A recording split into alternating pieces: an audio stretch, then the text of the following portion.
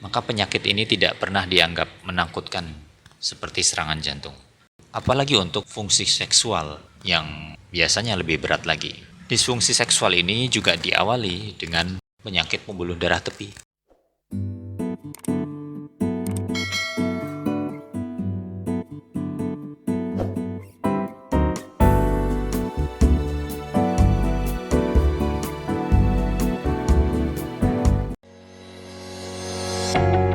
Halo, assalamualaikum warahmatullahi wabarakatuh.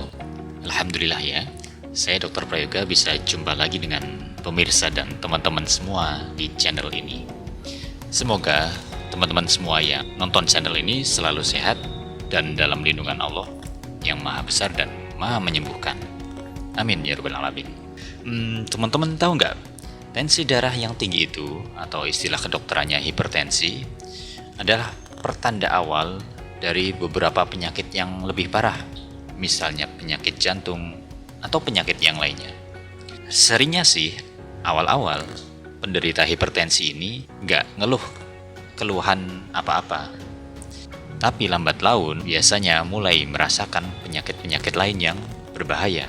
Nah, di video ini saya ajak teman-teman mengintip apa saja penyakit di masa depan.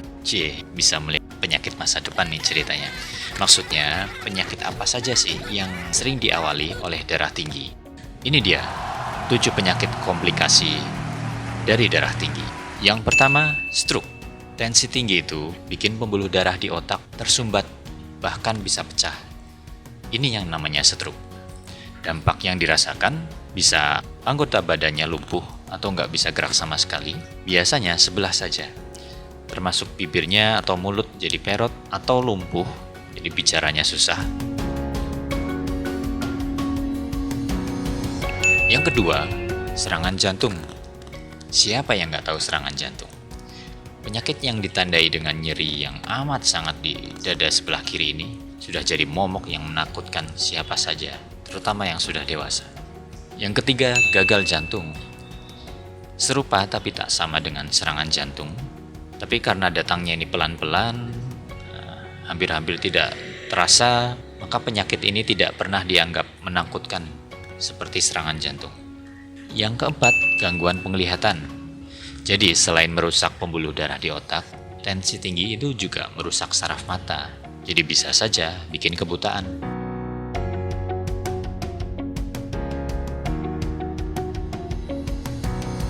Yang kelima, gagal ginjal. Pasti banyak yang pernah dengar sakit ini. Terus kebayang harus cuci darah dan sebagainya. Ya karena ginjalnya itu sudah tidak berfungsi, maka dia harus dibantu dengan alat. Selain karena darah tinggi, ternyata penyakit gagal ginjal ini juga bisa disebabkan oleh obat-obatan atau penyakit lain, seperti diabetes misalnya. Yang keenam, penyakit pembuluh darah tepi. Karena adanya penyempitan pembuluh darah akibat darah tinggi, maka wajar kalau kemudian terjadi penyakit pembuluh darah tepi.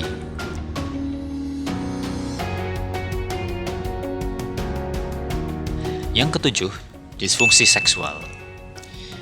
Bapak-bapak pasti akan sedih kalau membayangkan penyakit ini. Tentu saja karena untuk aktivitas yang berat sedikit saja, orang yang darah tinggian itu sudah ngos-ngosan. Apalagi untuk fungsi seksual yang biasanya lebih berat lagi. Disfungsi seksual ini juga diawali dengan penyakit pembuluh darah tepi. Nah, itu dia 7 penyakit yang bisa disebabkan atau komplikasi dari tekanan darah tinggi atau hipertensi. Jadi, meski saat awal-awal itu punya darah tinggi, kita tidak merasakan keluhan apa-apa, bukan berarti kita harus tenang-tenang saja.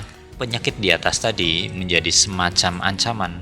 Kalau darah tingginya nggak terkontrol, lama bisa loh berujung sakit yang parah begitu. Gimana? Masih bingung kenapa tensi tinggi harus diturunin?